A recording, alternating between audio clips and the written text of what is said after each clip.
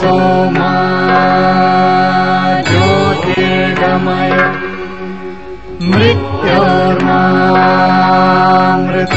गमय।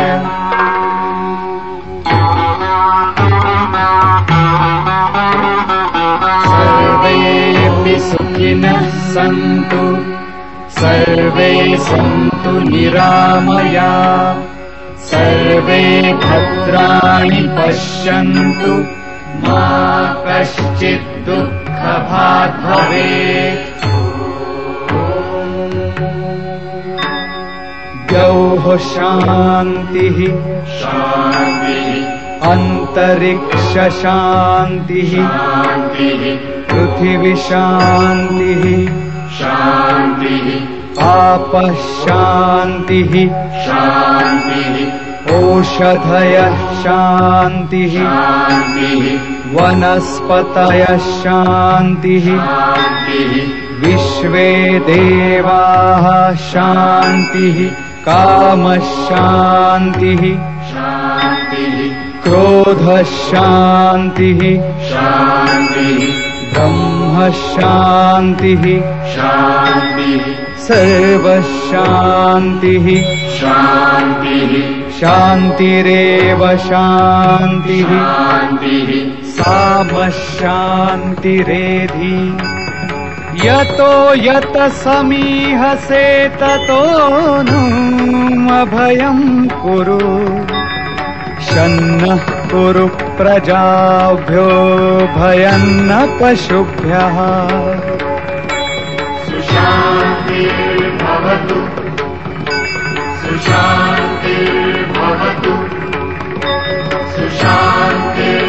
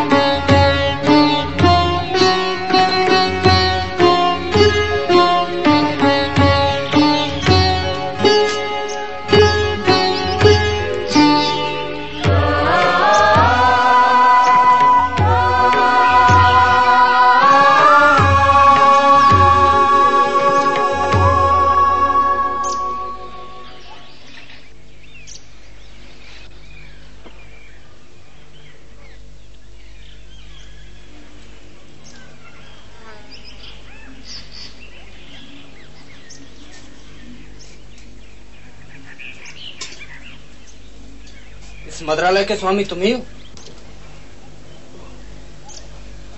हाँ, क्यों? शिशुपाल नाम के किसी व्यक्ति को जानते हो?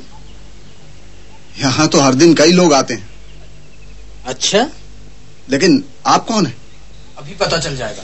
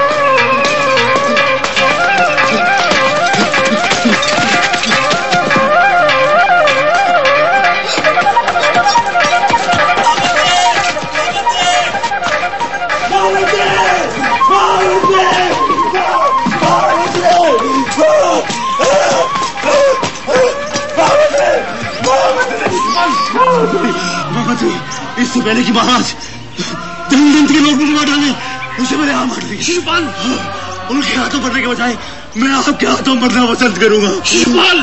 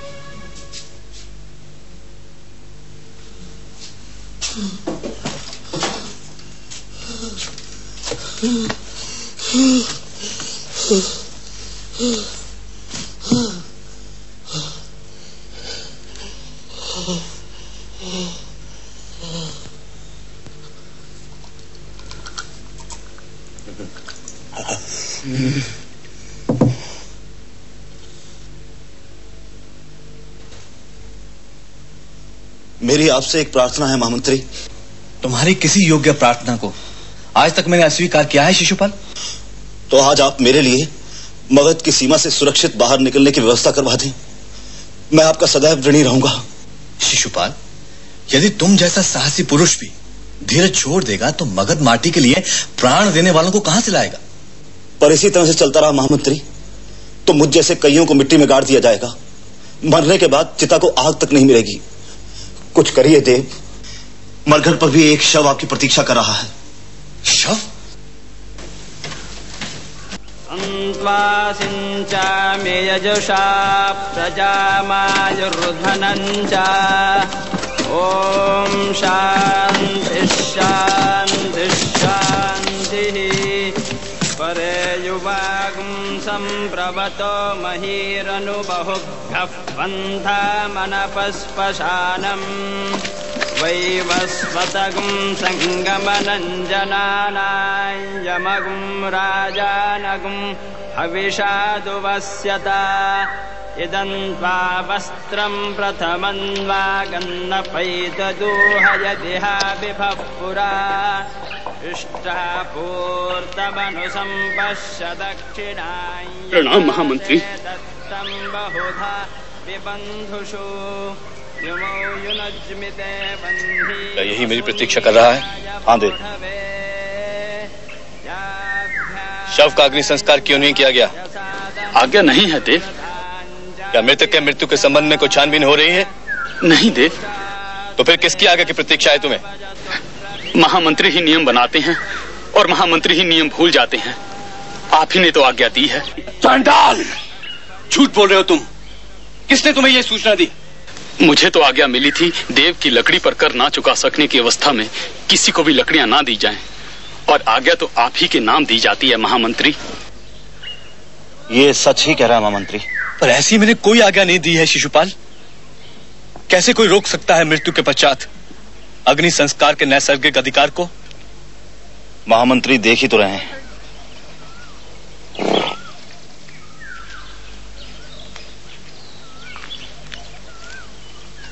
तो क्या आज्ञा है देव?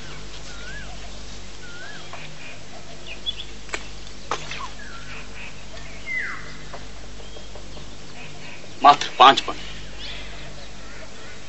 मगध का पतन यदि इसी गति से चलता रहा तो तुम्हें और पणों की आवश्यकता पड़ेगी।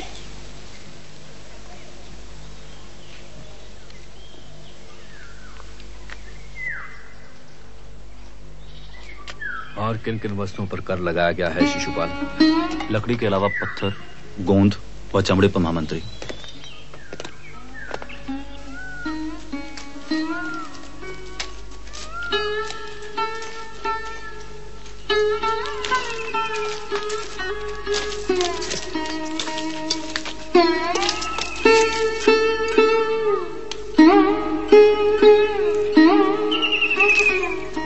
लकड़ी, पत्थर, चमड़े व गोंद पर कर, और मुझे पता तक नहीं।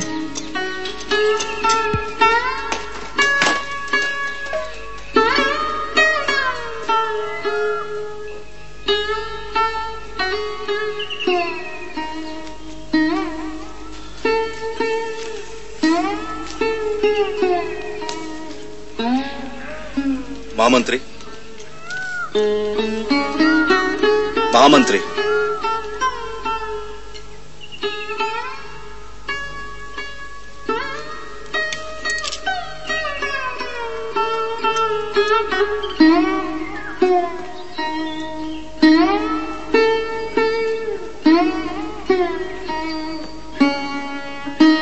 जोड़ देना भाई।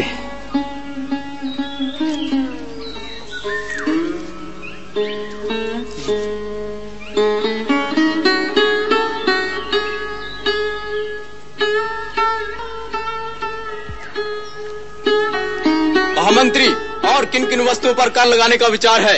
इतना ही साहस है तो जाकर धन्नन से पूछो। शिशुपाल,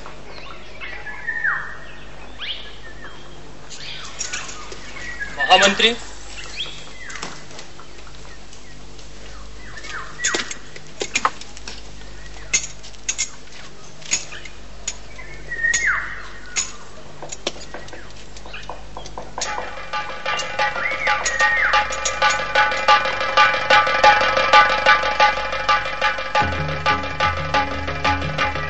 महाराज धनानंद ने सारे मगध में आग लगाने की आज्ञा क्यों नहीं दी? क्या नए कर लगाने से पहले महाराज ने मेरी आज्ञा ली थी? फिर क्यों करों की वसूली के लिए नए अधिकारियों की नियुक्ति की आज्ञा मुझे दी जा रही है? नए अधिकारियों की नियुक्ति मुझे करनी है, क्यों करूं मैं?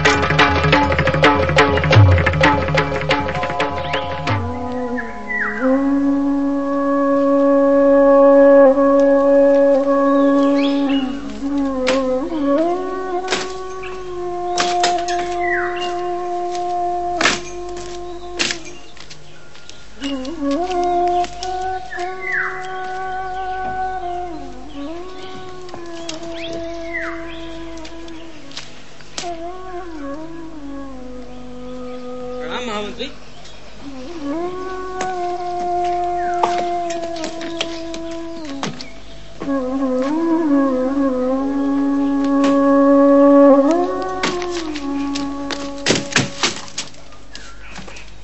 भामिनी, भामिनी,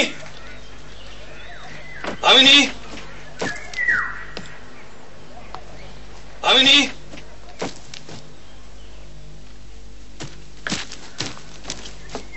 भामिनी,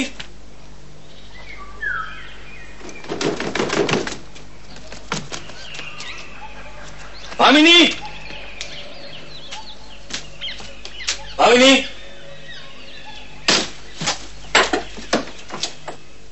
भामिनी, भामिनी,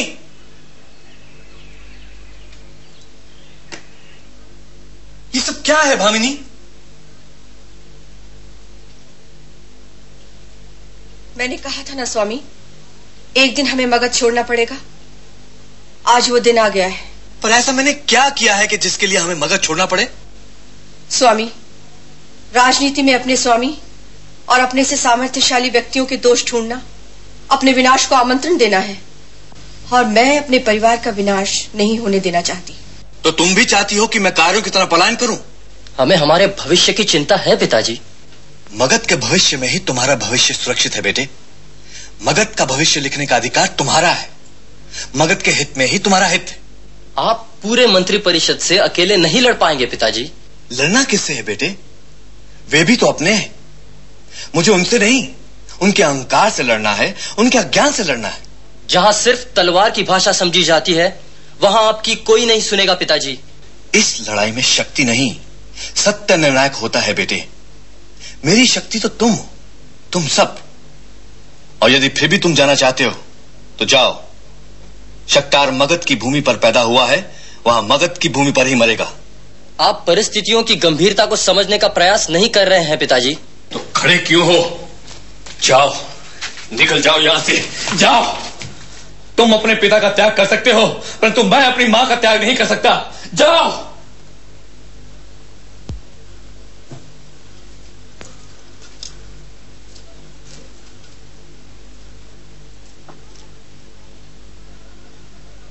सुनो, सारा सामान भीतर ले आओ।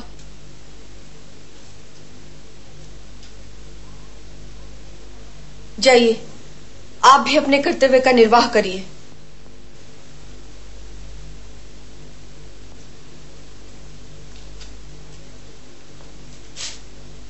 किंतु सावधान रहिएगा।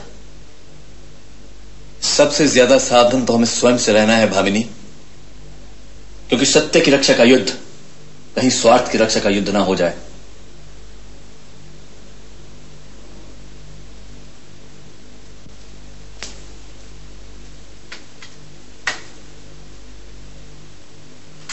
आज तक एक बात नहीं समझ पाई हूं कि कुरुक्षेत्र में निर्णय सत्य ने किया था या शक्ति ने।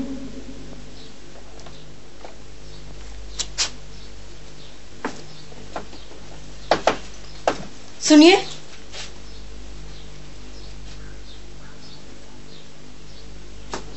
इसे तो आप भूल ही गए।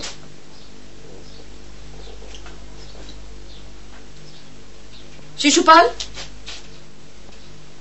आज से तुम यहीं रहोगे।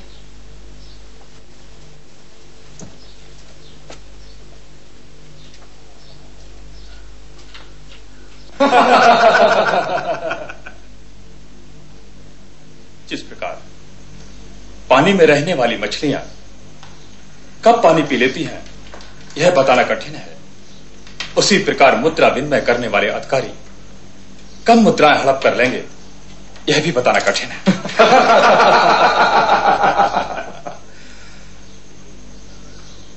तो आप उस भ्रष्टाचारी के हाथों को पकड़ना चाहते हैं और महामात्य वखनास इस अव्यवस्था व भ्रष्टाचार को रोकना चाहते हैं, है ना? क्यों राजपुरोहित, आपको तो बड़ी सहानुभूति है महामंत्री शक्टार से। मैं समझता हूं कि हम यहां जनहित का चिंतन करने आते हैं, न कि किसी का उपहास करने के लिए। चिंतन? पर भृत्य में से एक पण कम होने पर आप भी तो दौड़े आए थे राजपुरोहित।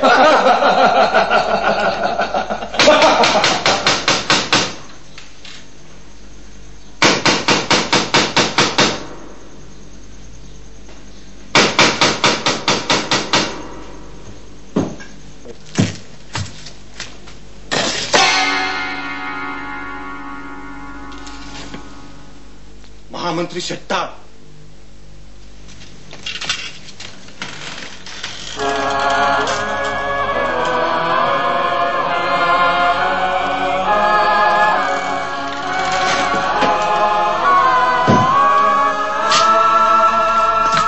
महामंत्री, क्या नए कर वसूल करने की व्यवस्था हो गई? महाअमात्य, कर वसूली के लिए मैं अभी तक योग्य डाकुओं को ढूंढ नहीं पाया हूं, इसलिए नियुक्ति में थोड़ी देर हो रही है। कर वसूली के लिए क्या आप डाकुओं को नियुक्त कर रहे हैं? हाँ, चिता में जलने वाली लकड़ियों पर कर मांगने का साहस एक डाकू ही कर सकता है। मगध के गांव की निर्धन माताओं से कर ना मिल पाने की अवस्था में लकड़ियां छीनने का साहस एक डाकू ही कर सकता है। नींव के पत्थर पर कर ना मिले तो किसी का घर उजाड़ने का साहस एक डाकू ही कर सकता है। इसलिए मगध के मंत्री परिषद से मेरा निवेदन है कि राज के कारावास में बंद डाकुओं को छोड़ दिया जाए और उन्हें कर वसूलने का काम सौंपा जाए, और यदि वो भी इनकार कर दें तो यहां उपस्थित अमात्य व मंत्रीवर्ग इस उत्तरदायित्व का वहन करें। शक्टार, तुम मगध के मंत्री परिषद की तुलना डाकू से करने का दुस्साहस कैसे कर सकते हो? दुस्साहस? मुझे तो अब संदेह होने लगा है कि मगध की सत्ता कहीं डाकुओं के हाथों में तो नहीं है।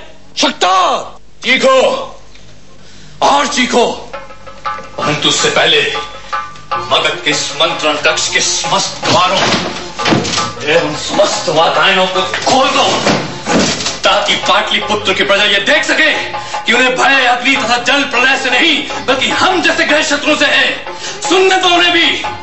मंत्रणा के नाम पर रचे जा रहे यहाँ प्रजा के शोषण के षड्यंत्र का एक एक स्वर। जा रहे हो सब? आज कोई मुझसे प्रजा के हित की बात नहीं करेगा।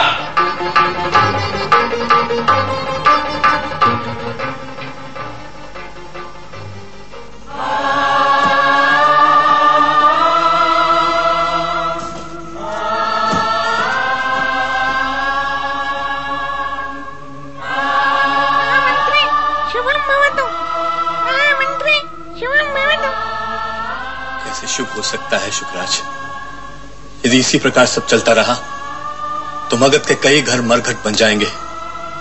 कौन बताए उन्हें कि जो नमक वे खा रहे हैं उसमें कुछ खारापन मागदों के आंसुओं का भी है।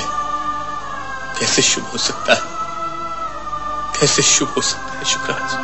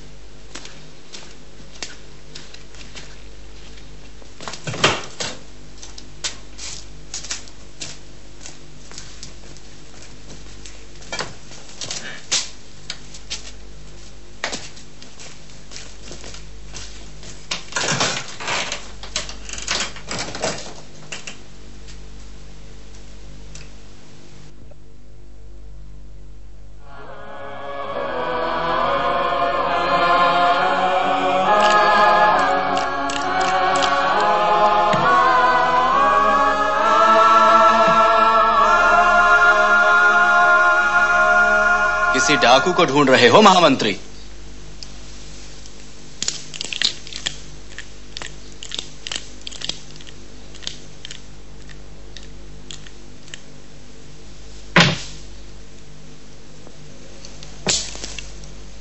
तुम्हें संदेह होने लगा था ना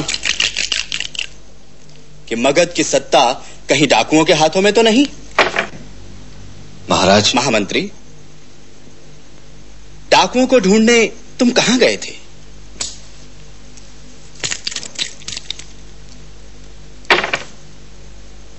देखो, यहां सुगांग महल में डाकू ही तो बैठा है ना?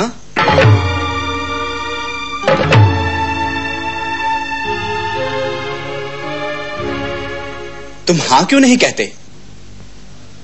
मुझे क्षमा करें देव, मैं अपनी मर्यादा भूल बैठा था। नहीं शकता, तुम ठीक कहते थे। डाकुओं में दया नहीं होती। चिता में जलने वाली लकड़ियों पे कर मांगने का साहस एक डाकू ही कर सकता है ना? मगध के गांव की निर्धन माताओं से कर न मिलने की अवस्था में लकड़ियां छीन लेने का साहस एक डाकू ही कर सकता है ना? मगध साम्राज्य में नींव के पत्थर पर कर न मिल सकने की अवस्था में किसी का घर उजाड़ देने का साहस एक डाकू ही कर सकता है ना? मैं आपका अपराधी हूं देव। तुम झूठ बोल रहे हो शक्तार। सारे मगध का अपराधी तो मैं हूं। मैं महापद्मानंद का पुत्र धनानंद ही तो सारे मगध को लूट रहा हूं, है ना? लो, मैंने सारे वातायन खोल दिए। अब तुम चीखते क्यों नहीं? तुम ही तो चीख चीख कर कहना चाहते थे ना कि मगध को भय अग्नि अथवा जल प्रलय से नहीं, धनानंद से है। मगध का शत्रु धनानंद है। चीखो अब। देव, जो भरी दोपहरी में आंखों को बंद कर कहे कि सूरज तो उगा ही नहीं है, उन्हें रोशनी कौन दिखा सकता है? इस तरह आप सच्चाई नहीं छुपा सकते। क्या है सच? दुर्बलों का विरोध? सच्चाई तो यह है महामंत्री कि मगध मेरी मुट्ठी में है। इसे छीन सकते हो तो छीन लो, छुड़ा सकते हो तो छुड़ा लो। मगध मेरी मां है देव, इसलिए आपसे प्रार्थना करता हूं कि आप उसे नए करों के बोझ से मुक्त कराएं। वरना उसका बौराया बेटा अपने स्वामी का भी मान न रखेगा। शक्तार, लगता है मेरे राज्य में अब कुकुरों के भी मुंह बंद करने की व्यवस्था करनी पड़ेगी। आनंद, जाओ और रास्ते में कहीं भटक न जाओ, इसलिए मेरा सेवक साथ ले जाओ।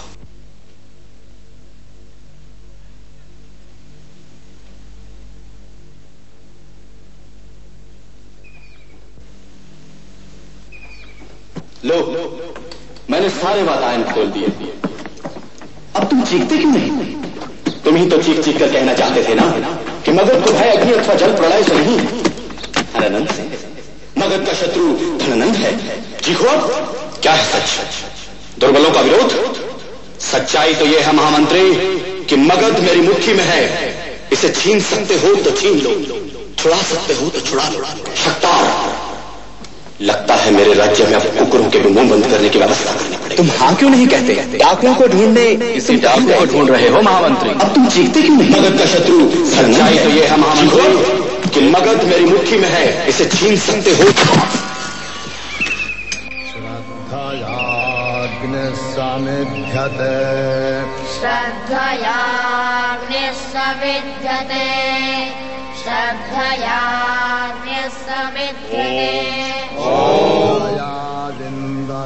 सभाषमास्मृतिश्चावताम् प्रजापते द्रुहितरो संविधाने येन संगक्षा उपमास शिक्षा चारुवदानी पितरः संगतेषु। अर्थात सभा और समिति ये दोनों प्रजापति की पुत्रियां हैं। ये दोनों सत्य ज्ञान राष्ट्र के अध्यक्ष को देती हैं। सत्य ज्ञान का अर्थ है कि देश की वास्तविक स्थिति व जनता की इच्छा का ज्ञान। अतः सभा एवं समिति देश की वास्तविक स्थिति व लोक इच्छा का ज्ञान राष्ट्र के अध्यक्ष को देती है। अथर्ववेद में सभा को जनता की आवाज और न्याय का एकमात्र निदर्शन करने वाली कहा गया है। अतः सभा का निर्णय अमान्य नहीं हो सकता।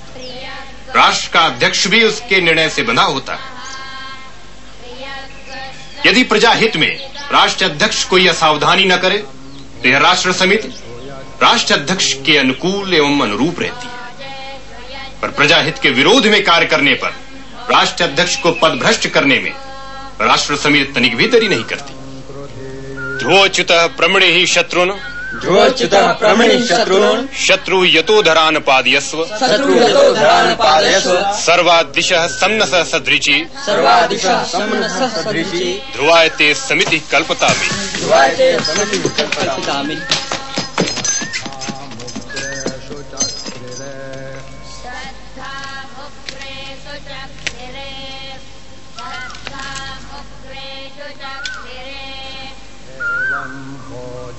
शेष पाठ कल दोपहर को पूरा करेंगे।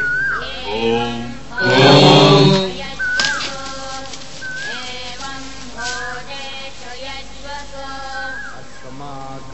तो ठीक तो है। अब तक तो जीवित हूं, और मरने की बारी आई तो पीछे नहीं हटूंगा। तू नहीं बदलेगा शक्तार।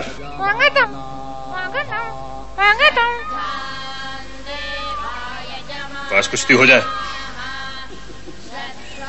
राजनीति के अखाड़े में तो मुझे तेरा पुत्र भी भारी पड़ता है।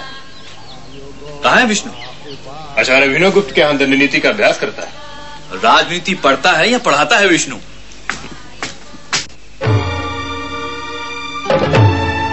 भवती भिक्षा में देहि। मेरी दृष्टि में राजा की स्थिति एक वेतनभोगी सेवक से बढ़कर कुछ नहीं है। वो स्वामी कहा जाता है पर वो भी औरों की तरह राष्ट्र का सामान्य सेवक है। सार्वजनिक बहुमत से वो भी बधा है। फिर तो वो प्रजा का दासी हुआ ना। राजा की यह दास जैसी स्थिति ही वस्तुतः उसे नैतिक दृष्टि से स्वामित्व के उच्चासन पर अड़िग बनाए रखती है।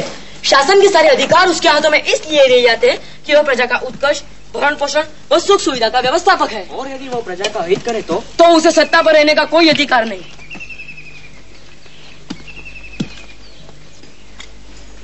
अरे ब्राह्मण, अपना दान तो लेते जाओ। बाद में ये ना कहना है कि नंद नंदन दयालु नहीं है। सुनो ब्रह्मचारी,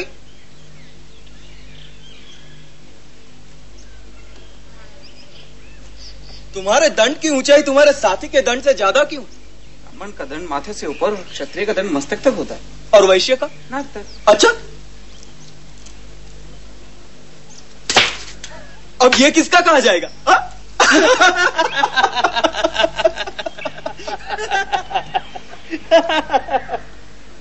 सुनो ब्राह्मण, यहाँ आओ, इधर आओ। चले नहीं निकले हो? हाँ। कितना खाते हो? भर पेट। तो क्या शास्त्रों ने इसके संबंध में भी कोई नियम बनाया? गृहस्थ आश्रम में 32 कोर, वानप्रस्थ में 16 कोर, संन्यास आश्रम में 8 कोर, वो ब्रह्मचर्य में तो भरपेट खाने का आदेश है। अच्छा, तो ये लो, आज इसी से पेट भरो। जाओ, आज का भिक्षाटन हो गया। रुको कार्तिकेय, मगध की मिट्टी को स्वीकार करो। मगध की मिट्टी तथागत बुद्ध वो महावीर के चरणों के स्पर्श से पुनीत हुई है, उसे माथे पे लगाओ। तो थोड़ी मिट्टी तू भी लेता जा ब्राह्मण।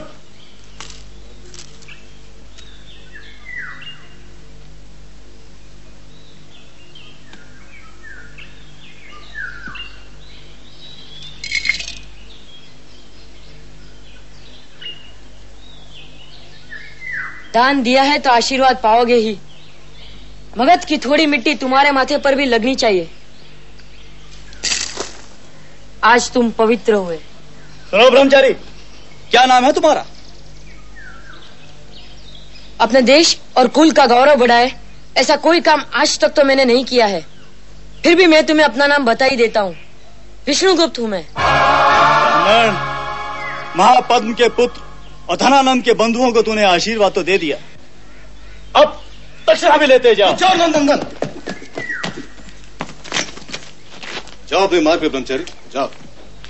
और मिलिंद, आप उन ब्राह्मणों को जाने दे रहे हैं? मैं आपको संयम रखने की सलाह दूंगा। आप शीघ्र ही सुगंध महल पधारिए, महाराज धनानंद आपकी प्रतीक्षा कर रहे हैं। क्या आवश्यकता थी तुम्हें उसके सिर पर मिट्टी डालने की? विष पाए शिव का वंशज हूँ मैं, विष पी सकता हूँ पर किसी निर्दोष का अपमान नहीं कर सकता। पर यदि धनानंद के बंधु हथियार चला देते तो? ब्रह्मचारियों के अहिंसा के व्रत का अर्थ कायरता तो नहीं होती। शास्त्रों की रक्षा का प्रण कर या दंड धारण करने वाले यदि आत्मरक्षा न कर सके तो धिक्कार है ऐसे अहिंसा के व्रत को। मैं तो भागने वाला था वहाँ से। ज्ञान पाना है तो डर को अपने मन से निकाल फेंक कार्तिकेय, क्योंकि कायरों को ज्ञान का अधिकार ही नहीं होता। सत्य के लिए जो संसार को चुनौती दे सके सर्वश्रेष्ठ ज्ञान का अधिकारी भी वही होता है। विष्णु, तुम किसी दिन हम सबको लड़वाओगे और भागने का मौका भी नहीं दूंगा। मैं क्या करूं? मंत्री परिषद में अपने मतभेद को व्यक्त करने का अर्थ विद्रोह समझा जाता है चाणक्य। चुप रहता हूं तो मगध कुचल दिया जाएगा, बोलता हूं तो। राजा से पहले तुम प्रजा के प्रति उत्तरदायी हो शक्टार। प्रजा के हित में तुम्हें लड़ना होगा। इस समय तुम चुप रहे तो मंत्री परिषद नंद के हाथों खिलौना हो जाएगा, और ऐसा हुआ तो जब चाहे तब मगध नंद के कदमों में लूटता हुआ नजर आएगा। मुझे डर लग रहा है शक्टार।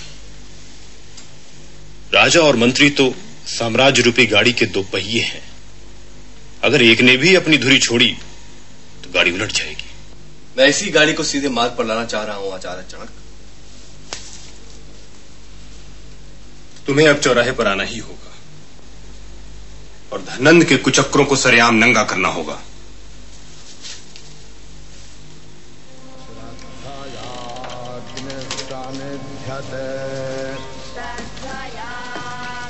तो मैं चलता हूं। इस लड़ाई में मैं तुम्हारे साथ हूं शक्टार, और सराहने पे मैं सारे मगध को पुकार सकता हूं। तो विष्णु भी आ गया।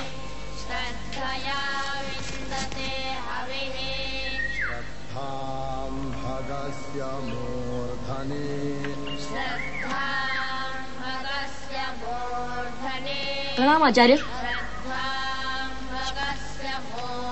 महामंत्री प्रणाम। आयुष्मान होगा। कहो विष्णु, नीति के किन्हीं और नवीन सूत्रों की रचना की या नहीं? मगध की बड़ी बड़ी मछलियाँ इसी तरह पानी पीती रही तो मुझे नीति के नए सूत्रों की रचना करने के बहुत अवसर मिलेंगे। वैसे एक निवेदन है महामंत्री, राजा को कर उसी प्रकार एकत्र करना चाहिए जैसे मधुमक्खी फूलों को बिना कष्ट पहुंचाए मधु एकत्र करती है। आज्ञा दे, आचार्य मेरी प्रतीक्षा कर रहे होंगे। प्रणाम आचार्य। आयुष्मान। प्रणाम महामंत्री। प्रणाम। धननंद मगध को अपने संकेतों पर नाचने वाली दासी समझ बैठा है। वह आदेश देता है और सारी व्यवस्था उसके सामने कठपुतलियों की तरह नाचने लगती है। क्यों मगध आज इतना असहाय है कि चिता में जलने से पहले भी वो लकड़ी पर कर देने को विवश है?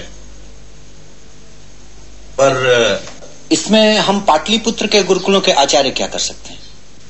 वेदों को हाथों में रख हम कहते हैं कि जिनके हाथ में ज्ञान का शस्त्र है उन्हें किसी से भय नहीं लगता। जब मगध का एक शक्टार सच के लिए अपना स्वर ऊंचा करता है तो उसके स्वर से स्वर मिलाने वाला दूसरा मागध इस मगध में नहीं।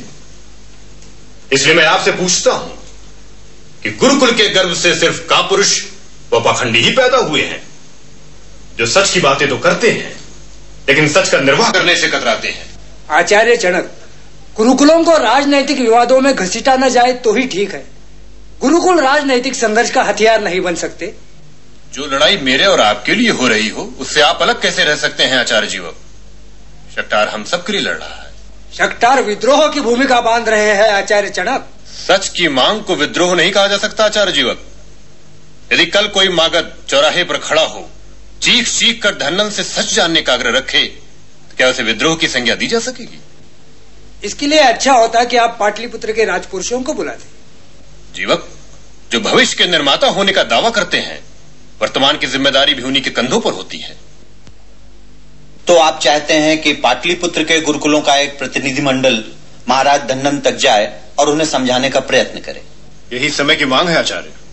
पर महाराज धननंद तक जाने का साहस कौन करेगा? मैं तो बूढ़ा हो चला हूं। मैं राजनीति से दूर रहना चाहता हूं।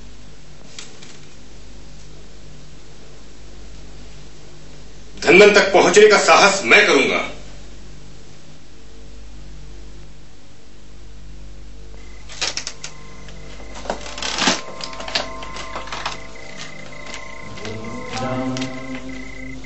प्रणाम बनते।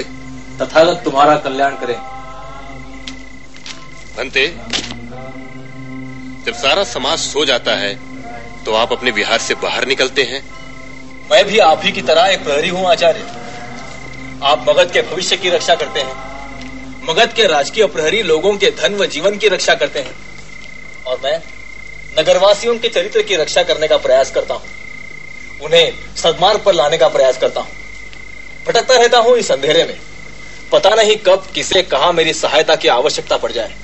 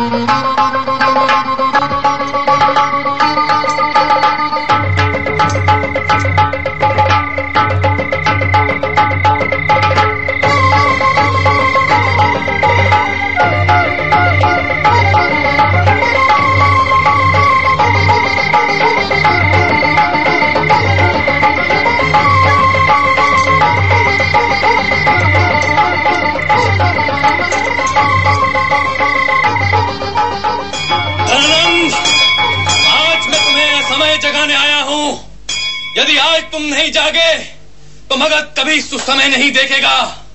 मगध का महामंत्री तुम्हें याद दिलाने आया है कि तुम्हारे राज्याभिषेक के दिन क्या कहकर मगध की पुनीत धाती तुम्हारे हाथ सौंपी थी कि तुम उसके संचालक, नियामक और उत्तरदायित्व के दृढ़ वहन करता हो। यह राज्य तुम्हें कृषि के कल्याण, संपन्नता और प्रजा के पोषण के लिए दिया जाता है। आज उसी शब्द की याद दिला तुमसे पूछने आया हूं कि शासन ही के गुप्तचर शिशुपाल की हत्या का जिम्मेदार कौन है? पाटलिपुत्र में जब निर्दोष व्यक्तियों की हत्या हो रही हो तो दोषी व्यक्तियों को कैसे सोने दिया जा सकता है? कैसे? आज तुम्हें इसका उत्तर देना ही होगा।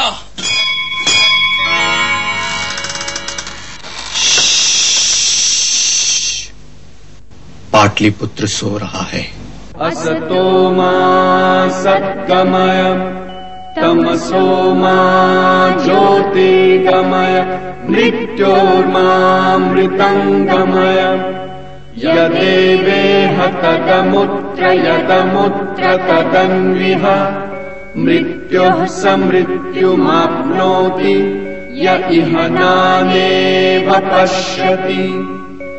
असतो मा सद्गमय तमसो मा ज्योतिर्गमय मृत्योर्मामृतंगमय यदेवेह तदमुत्र तदन्विह मृत्युः समृत्युमाप्नोति य इह नानेव पश्यति। ओम